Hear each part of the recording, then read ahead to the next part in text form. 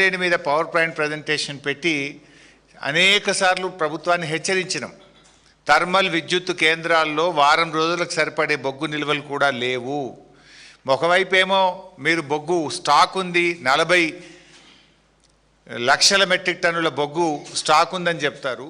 కానీ విద్యుత్ కేంద్రాల్లో బొగ్గు లేదు, ఆగిపోయే ప్రమాదం ఉందని బీఆర్ఎస్ పార్టీ హెచ్చరిస్తూ వచ్చింది. అయినా మీలో ఉలుకు లేదు, పలుకు లేదు.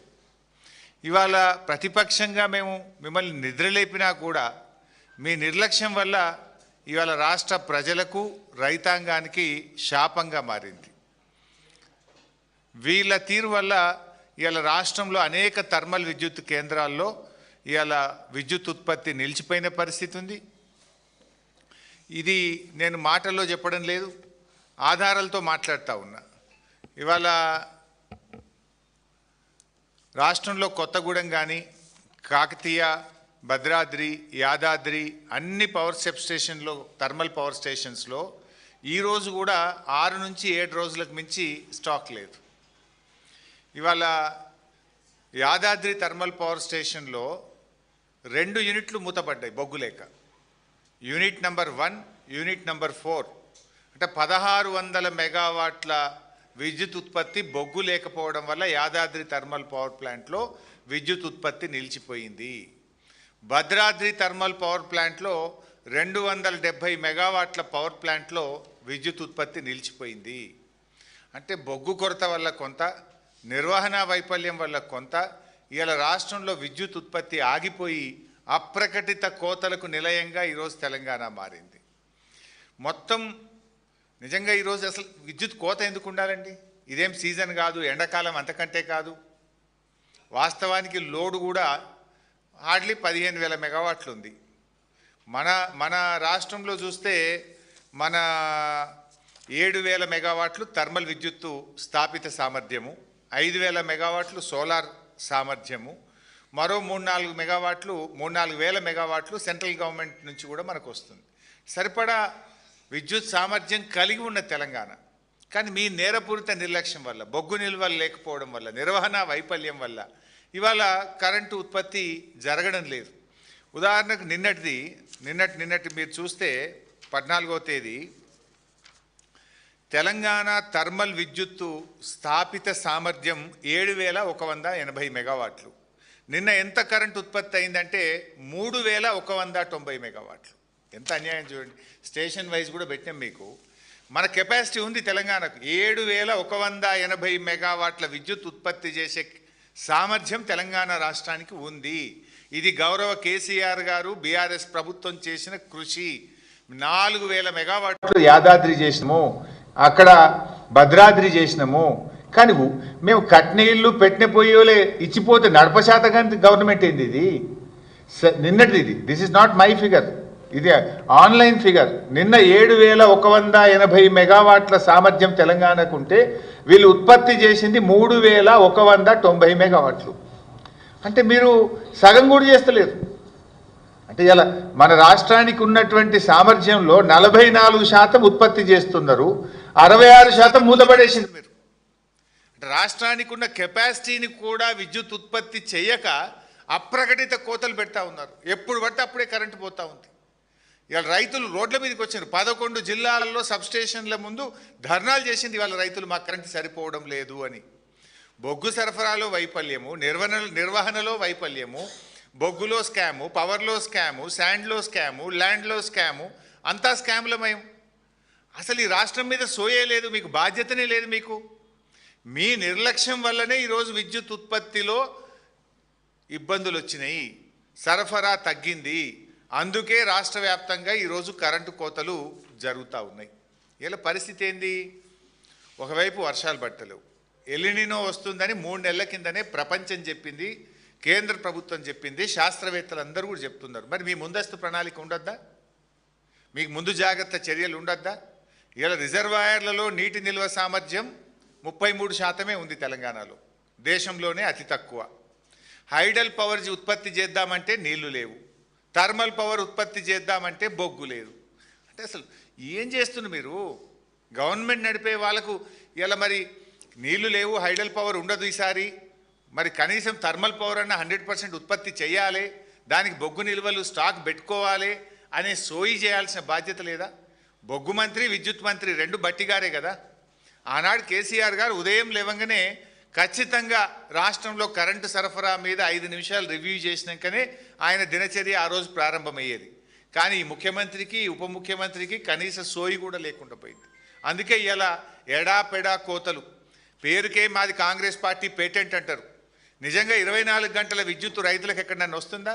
8 గంటల విద్యుత్తు కూడా ఇలా తెలంగాణ రైతాంగానికి రావడం లేదు. కరువు వస్తుందని ఎప్పటి నుంచో చెప్తున్నా కూడా ఈ ప్రభుత్వానికి నీళ్ళు ఎత్తడం మీద ధ్యాస లేదు, విద్యుత్ ఉత్పత్తి మీద ధ్యాస లేదు. వీళ్ళ ధ్యాస అంతా దేని మీద అంటే కమిషన్ల మీద, కొట్లాటల మీద తప్ప ఇవాళ ప్రజల మీద, రాష్ట్రం మీద, విద్యుత్ ఉత్పత్తి మీద, గోదావరి జలాలు ఎత్తడం మీద వీళ్ళకి ధ్యాస లేకపోవడం వల్లనే రాష్ట్రంలో ఈరోజు ఈ ఇబ్బందులు వస్తూ ఉన్నాయి. ఇవాళ మెదక్, సంగారెడ్డి, సూర్యాపేట, కరీంనగర్, ఆదిలాబాదు, వరంగల్, బట్టిగార్ జిల్లా, ఖమ్మం ఇట్లా అన్ని జిల్లాల్లో కూడా రైతులు రోడ్ల మీదకి వచ్చినారు. కరెంటు ఇలా రైతులకు 7-8 గంటల విద్యుత్ సరఫరా కూడా ఈరోజు జరిగినటువంటి పరిస్థితి లేదు. ఒక్క నిమిషం ఆ వీడియో కూడా రాష్ట్ర వ్యాప్తంగా జరిగిన ధర్నాలు ఈరోజు జరిగిన వీడియో కూడా మీకు 1 మినిట్ చూపిస్తాం.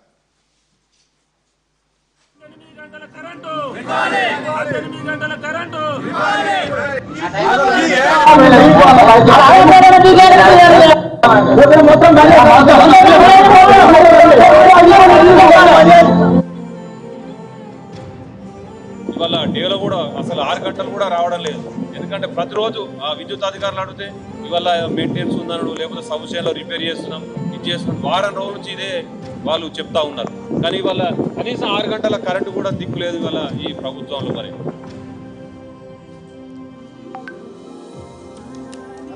చెప్పారు సార్, కోటిలో చెప్పారు.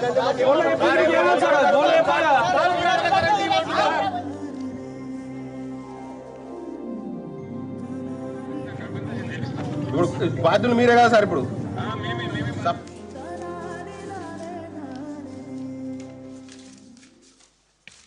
సో ఈరోజు అంటే అవకాశం ఉండి ఇక్కడ కొత్తగా ప్లాంట్లు పెట్టాల్సిన అవసరం లేదు. కేసీఆర్ గారు ముందు చూపుతో 4000 మెగావాట్ల యాదాద్రి థర్మల్ పవర్ ప్లాంట్ పెట్టాం, 1200 మెగావాట్ల భద్రాద్రి థర్మల్ పవర్ ప్లాంట్ పెట్టినాం. సోలార్ 4000 మెగావాట్ల సోలార్ సామర్థ్యం. Almost Telangana installed capacity is 23,000 megawatts. ఈరోజు లోడ్ ఎంత ఉన్నది? 14,000 15,000 ఉన్నది. 23,000 మెగావాట్ల సామర్థ్యం తెలంగాణకు ఉంటే 14,000-15,000 మెగావాట్ల లోడ్ లేదు. ఇలా ఎందుకు కరెంట్ కట్ చేస్తున్నారు? అంటే 7,180 మెగావాట్ల థర్మల్ పవర్ రావాల్సిన చోట 3,190 44% థర్మల్ విద్యుత్తు మీరు ఉత్పత్తి చేస్తున్నారు. అంటే దీనికి కారణం ఏంది? బయట కరెంటు కొంటున్నారు. ఇవాళ రోజుకు 80 మిలియన్ యూనిట్ల కరెంటు పవర్ ఎక్స్చేంజ్లో కొంటున్నారు. అంటే నువ్వు ఉత్పత్తి చేసుకునే కరెంటు బంద్ పెట్టి బయట ఎందుకు కొంటున్నారు మీరు? ఈ భారం వినియోగదారులు, ప్రజలు, పారిశ్రామికవేత్తలు ఎందుకు భరించాలి? You have the capacity. కానీ బొగ్గు లేదు అని చెప్పి తాళం వేస్తున్నారు, బంద్ పెడుతున్నారు. బంద్ పెట్టి ఏం చేస్తున్నారు? బయట 80 మిలియన్ యూనిట్ల కరెంటు కొంటున్నారు ఒక రోజుకు ప్రైవేట్ ఎక్స్చేంజ్లో, అడ్డగోల్ కాస్ట్ పెట్టుకుంటున్నారు. అసలు ఇది ఎంత నిర్లక్ష్యం! ప్రభుత్వం చేతగానితనం వల్ల, సోయి తప్పడం వల్ల, ముందు జాగ్రత్త లేకపోవడం వల్ల, ప్రణాళిక లేకపోవడం వల్ల, ప్లానింగ్ లేకపోవడం వల్ల ఇవాళ ప్రజలు కోతలతో ఇబ్బంది పడుతున్నారు, రైతులు రోడ్లెక్కుతున్నారు. ఇవాళ రాష్ట్రం మీద, కన్జ్యూమర్స్ మీద విపరీతమైనటువంటి భారం పడతా ఉంది. ఇవాళ ఇంకా ఒక ఇంపార్టెంట్ పాయింట్ కూడా నేను ప్రభుత్వాన్ని అడగదలుచుకున్నా, ప్రజల ముందు కూడా పెట్టదలుచుకున్నా. ఇవాళ సింగరేణి వెబ్సైట్ ఉంటుంది. సింగరేణి వెబ్సైట్లో మొన్న జనవరి వరకు రోజు ఎంత ప్రొడక్షన్ అవుతా ఉంది, అందులో గ్రేడ్ ఏంది, G5, G6, G7, G8, G12 ఎంత, G14 ఎంత, G13 గ్రేడ్ కోల్ ఎంత ఉత్పత్తి అయింది అనేది ప్రొడక్షన్ డీటెయిల్స్ బీఆర్ఎస్ హయాంలో ఓపెన్గా కనబడేది, నో సీక్రెట్. కానీ అలా కాంగ్రెస్ రాగానే ఆ వెబ్సైట్ క్లోజ్ చేసేసారు. అసలు ఏ రోజు ఎంత కోల్ ఉత్పత్తి అవుతుంది, ఎంత స్టాక్ ఉంది, supply details and coal quality, ఇది ఏది కూడా ప్రజలకు కనబడకుండా దాన్ని ఆ వెబ్సైట్నే క్లోజ్ చేశారు. అంటే పారదర్శకత లోపించింది. చెప్పుకుండేమో ప్రజాపాలన, చేసేదంతా చీకటి పాలన, పారదర్శకతనే లేదు ఈ ప్రభుత్వంలో. ఇవాళ ఏం జరుగుతుంది? క్వాలిటీ కోల్, మంచి కోల్ నైనీ బ్లాక్లో కానీ సింగరేణిలో వచ్చే మంచి బొగ్గును తమిళనాడుకు, కర్ణాటకకు, ప్రైవేటు ఐరన్ ఓరు స్టీల్ మ్యానుఫ్యాక్చరర్స్కు, ఆంధ్రప్రదేశ్కు, ఇతర రాష్ట్రాలకేమో మంచి బొగ్గు అమ్ముతున్నారు. తెలంగాణకేమో స్క్రాప్ బొగ్గు, పనికిరాని బొగ్గు, మన సింగరేణి మనకు పనికిరాని బొగ్గు పంపుతుంది. రోజుకు 100 రేకులు వస్తే 70 రేకులు రిజెక్ట్ అవుతున్నాయి, 30 రేకులే పాస్ అవుతున్నాయి. ఇలా మంచి క్వాలిటీ బొగ్గు మన సింగరేణి మన తెలంగాణలో ఉంటుంది, మనకు నాణ్యమైన బొగ్గు రాదు. తమిళనాడుకో స్టీల్ ప్లాంట్లకో, ప్రైవేట్ ఆపరేటర్లకో, కర్ణాటకకో, ఆంధ్రప్రదేశ్కి ఏమో మంచి బొగ్గు పోతుంది, తెలంగాణకు రిజెక్టెడ్ బొగ్గు వస్తున్నది. దానివల్ల ఇవాళ థర్మల్ కేంద్రాల్లో విద్యుత్ ఉత్పత్తి ఆగిపోతున్నది. అసలు ఎంత బొగ్గు ఉత్పత్తి అయింది, ఏ క్వాలిటీ బొగ్గు ఉత్పత్తి అయింది, ఏ రాష్ట్రానికి ఎంత పోతుందని వెబ్సైట్లో కనబడేదాన్ని మూసేసిండ్రు, ప్రజలకు కనబడకుండా చేసిండ్రు. నాకు అర్థం కాక అడుగుతాం, మన రాష్ట్ర అవసరాలు పక్కన పెట్టి మన రైతులను చీకట్లో నెడుతూ, మన ప్రజలకు కరెంటు కోతలు పెడుతూ, మన బొగ్గు పక్క రాష్ట్రాలకు బొగ్గుడైంది, తెలంగాణకు బొగ్గు లేకపోవడం ఏంది అంటే ఇది ప్రభుత్వ వైఫల్యం. ఈ ప్రభుత్వంకు రైతులంటే పట్టదు, రైతులంటే ఒక నిర్లక్ష్యం అనేటువంటిది చాలా స్పష్టంగా ఈరోజు మనకు దీన్ని బట్టి కనబడతా ఉంది. ఈరోజు మరో ముఖ్యమైన విషయం కూడా ఏంటంటే, ఇంత కరెంటు ఇవాళ బయటకు వెళ్ళి కొంటా ఉన్నారు. ఎందుకు కొనాల్సి వస్తుంది? నీకు సామర్థ్యం ఉండగా నీ దగ్గర సింగరేణి పెట్టుకొని నువ్వు నీ బొగ్గు సరఫరా చేయక నువ్వు బయట ఎందుకు కొనాల్సి వస్తుంది? ఈ భారం అంతా ప్రజలు ఎందుకు భరించాలనో ఇలా రాష్ట్ర ప్రభుత్వం సమాధానం చెప్పాలి. ఎందుకు 44% ఉత్పత్తి చేస్తుండ్రు, 66% థర్మల్ పవర్ ప్లాంట్లు ఎందుకు మూత వేసినారో రాష్ట్ర ప్రజలకు సమాధానం చెప్పాలి. ఎందుకు ఈరోజు రైతాంగానికి 8 గంటల కరెంటే సరఫరా చేస్తుండ్రు, చెప్పుడేమో పేటెంట్ అని 24 గంటల కరెంటు మేమే ఇచ్చినామని గప్పాలు కొట్టే మీరు ఇవాళ తెలంగాణ రైతాంగానికి ఎందుకు 8 గంటల సరఫరా చేయలేకపోతున్నారో కూడా ఇవాళ సమాధానం చెప్పాలి. ఇవాళ రాష్ట్రంలో లో వోల్టేజ్తోని రైతుల మోటార్లు, ట్రాన్స్ఫార్మర్లు విపరీతంగా కాలిపోయి రైతులు బాగా ఇబ్బంది పడుతున్నటువంటి పరిస్థితి ఉంది. మీ ప్రభుత్వం వచ్చినాక అన్ని కోతలే. రుణమాఫీ చేస్తామన్నారు, సగం మంది రైతులకు కోత పెట్టిండ్రు. రైతు భరోసా మేము 15,000 ఇస్తామన్నారు, 3 సీజన్లకు రైతు భరోసాలో కోత పెట్టిండ్రు. యూరియా ఎరువుల సరఫరాల్లో కోతలు పెట్టినారు. పంటల బోనస్లో 2 యాసంగి పంటలకు కోత పెట్టినారు.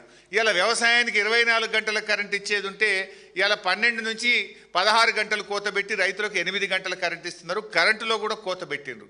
ఫైనల్గా మీది ఏంటంటే కోతల సర్కారు, వాతల సర్కారు. కోతలు ఎక్కువ, వాతలు ఎక్కువ. ఇలా వాతలు ఎన్ని పెట్టిండ్రు? మోటార్ సైకిల్ కొంటే ట్యాక్స్ పెంచిండ్రు, విస్కీ బీర్ల మీద ట్యాక్స్ పెంచిండ్రు, రిజిస్ట్రేషన్ భూముల ధరలు పెంచిండ్రు. ఇప్పుడు ఇక భూమి పన్ను కూడా వేస్తారట. ఇంకా అటు వాతలు పెడుతుండ్రు, ఇటు ఉన్న పథకాల్లో, సంక్షేమ పథకాల్లో కోత, రైతులకు అందేటువంటి వివిధ కార్యక్రమాల్లో కోతలు పెట్టేటువంటి కార్యక్రమంలో ఈ ప్రభుత్వం ముందుకు పోతూ ఉంది. అదేవిధంగా ఇండస్ట్రీస్లో చూస్తే ఓపెన్ యాక్సెస్ కింద మేము ఇండస్ట్రీస్ గ్రీన్ పవర్ తెచ్చుకోవచ్చు అని ఒక గ్రీన్ ఎనర్జీ పాలసీ తెచ్చింది ఈ ప్రభుత్వం. 3,000 మెగావాట్లకు పారిశ్రామికవేత్తలు దరఖాస్తులు పెట్టుకున్నారు. ఎందుకు అప్లికేషన్లు క్లియర్ చేస్తలేరు? ఎంత ఒక మెగావాట్కి ఎంత రేటు ఆఫ్ ద రికార్డు, ఎంత కమిషన్ రేట్ ఫిక్స్ చేసిండ్రు? ఆ కమిషన్లు ఇవ్వనందుకే ఆపుతున్నారా?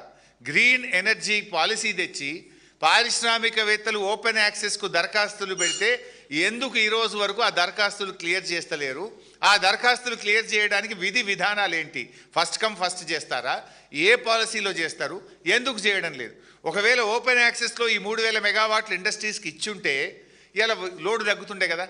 వాళ్ళు బయటకు వెళ్ళి తెచ్చుకుంటే, గ్రీన్ ఎనర్జీ తెచ్చుకుంటే, వాళ్ళ సొంత ఎనర్జీ తెచ్చుకుంటే ఇవాళ ఈ రాష్ట్రం మీద భారం తగ్గుతుండే కదా.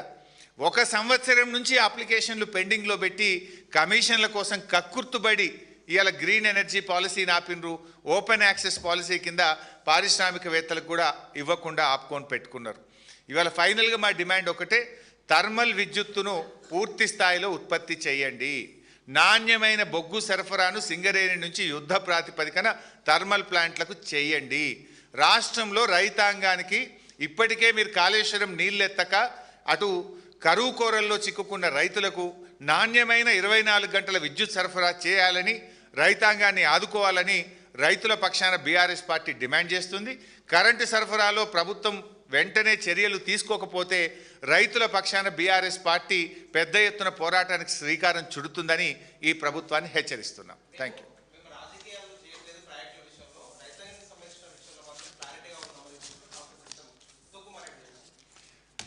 రాజకీయాలు చేస్తున్నది మీరు. ఖమ్మం జిల్లాలో ఇవాళ మీరు సీతారామ ప్రాజెక్టు ప్రారంభించినారు. మోటార్లు ఎవరు చేసిండ్రు? అది కేసీఆర్ గారి ప్రభుత్వం కట్టిన సీతారామకు మోటార్లు ఒత్తనికి పోయినరు. నిన్ననో మొన్ననో వరంగల్కు పోయినరు దేవాదుల మోటార్లకు ఇవాళ నీళ్ళు అందుతున్నాయంటే కేసీఆర్ గారు కట్టిన Sammakka barrage, third phase Devadula మీ హయాంలో కుప్పగూలి ముగ్గురు చచ్చిపోయి టనల్ కూలిపోతే దాన్ని ప్రత్యామ్నాయం చేసి మేం పూర్తి చేస్తే ఇవాళ మీరు మోటార్లు ఒత్తితే దేవాదులో నీళ్ళు వస్తున్నాయి. రాజకీయాలు ఇవాళ రిటైర్డ్ ఇంజనీర్లు చెప్పిండ్రు, తెలంగాణ సాగునీటి పారుదల శాఖ చెప్పింది మేడిగడ్డ గేట్లు ముయ్యకుండా కన్నెపల్లి మోటార్లు ఎత్తచ్చని చెప్తే ఆ నీళ్ళు ఎత్తచ్చని చెప్పిన రిటైర్డ్ ఇంజనీర్లను జైళ్ళల్లో పెడతామని బెల్ట్తో కొడతామని రాజకీయాలు చేస్తున్నది మీరు. రైతుల పక్షాన నీళ్ళు ఎత్తండి అంటే మిమ్మల్ని కోసి రక్తాన్ని పంట పొలాల మీద చిమ్ముతామని రాజకీయాలు మాట్లాడుతున్నది మీరు. మేము రైతులకు నీళ్ళు అందించండి, రైతులకు కరెంట్ ఇవ్వండి, ఇవాళ విద్యుత్ సామర్థ్యం ఉన్నది, కావలసిన ప్లాంట్లు ఉన్నాయి, బొగ్గు లేక విద్యుత్ ఉత్పత్తి ఆగింది, దృష్టి పెట్టండి అని ప్రభుత్వాన్ని ముళ్ళుగట్టబెట్టి నిద్ర లేపుతున్నాం. మీకు విషయాన్ని చెప్తున్నాం. రాజకీయాలు చేయడం మీరు మానండి, విద్యుత్ ఉత్పత్తి పెంచండి, రైతులకు నాణ్యమైన కరెంటు ఇవ్వండి. ఇక చాలే.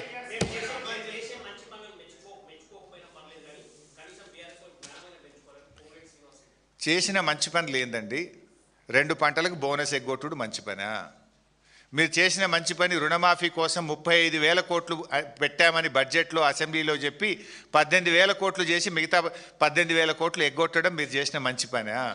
పంటలు కొనండి అంటే 5 కిలోల తరుగు పెట్టి రైతుల ఉసురు పోసుకోవడం మీరు చేసిన మంచి పనా?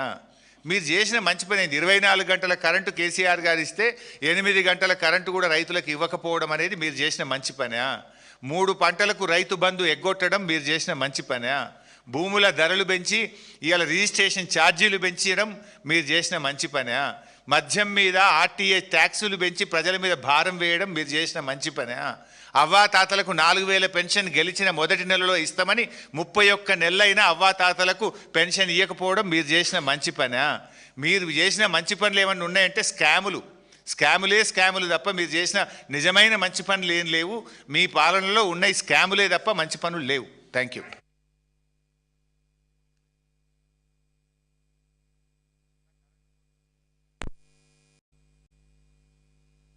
మిత్రులు ఇవాళ అయినా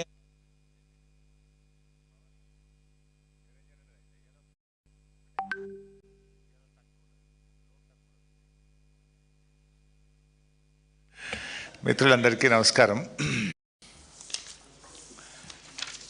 ముఖ్యంగా ఈరోజు ఒక రాష్ట్రానికి సంబంధించినటువంటి అతి ముఖ్యమైనటువంటి సమస్య మీద మాట్లాడే ప్రయత్నం చేస్తూ ఉన్నాం. ఈ రాష్ట్ర ప్రభుత్వానికి ముందు చూపు లేకపోవడం వల్ల రాష్ట్రం అంధాకారం అయ్యేటువంటి పరిస్థితి ఏర్పడతా ఉంది.